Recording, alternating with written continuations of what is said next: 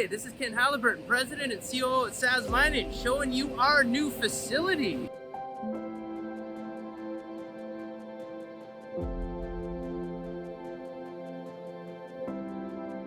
Bitcoin mining is cool and all. Of course, that's why we're all here. But I really like to geek out on the power side. So this is the dam where the power is coming from. It seems like it can manage about 2 megawatts consistently coming off of the power that this higher water has than this lower water down over here. And that's what's generating the electricity powering your Bitcoin mining rigs right there. That's it. Hydropower in action. What this is an emergency backup power supply. So if for some reason something happens and the facility stops, like let's say the grid goes down, for instance, they can't put out the power from the generators, and the generators themselves go off, so there's no power here at all. They actually need some way to regulate the water flow, because the water never stops, right? The water is coming out and has to go through the dam over here. And so they need some way to lift the gates on the other side. And that's what this backup power is going for. So it runs some emergency lights and also an electrical gate that they've got on the other side of the dam, so that they can lift it up and let the water flow out so it doesn't wind up washing away the dam, basically. So yeah, this is an emergency power supply for the dam itself. Right behind me, you see we've got a Bitmar 150 unit mining rig unit over here. Great airflow is just in there. And then here we've got a digital shovel. This holds about 50 units. And then inside this building right here is where we hold the rest. Another couple hundred units there. And you can see we've got one transformer here. This one's 750 kilowatts. And then this one right here is about 600. So we've got, this is a space that'd be only us in here. Got an office. So this would be, what I'm thinking, foreman location, server, and we could have our own computer, router, internet infrastructure.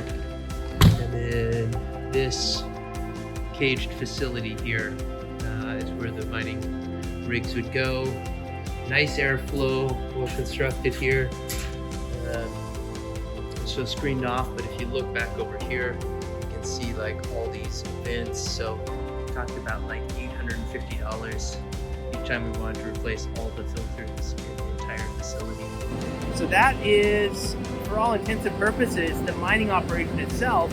But since I know most of you are interested in power, let's go check that out. Now check this out.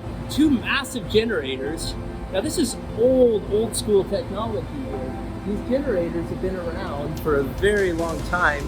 This dam was built in the 1920s and these have never been changed. So taking advantage of old school technology to power a Bitcoin mining rig. Now, the really radical part for me is seeing this guy right here.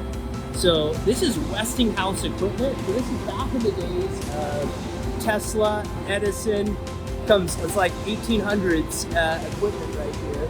But I was just told today that this facility is one of the few ones in the nation actually that can restart a grid, because you actually need this super old technology to synchronize the grid and kickstart it appropriately. They call it a black start. Learned something new about that today.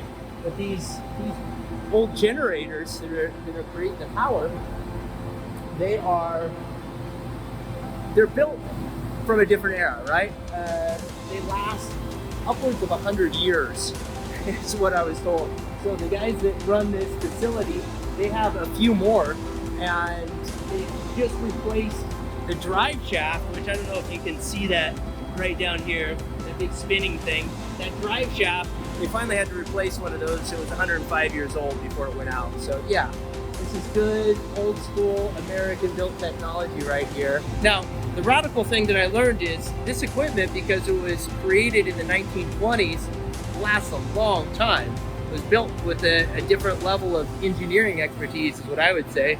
But they had to replace one of those drive shafts for the first time, and it was more than 100 years old when they did it.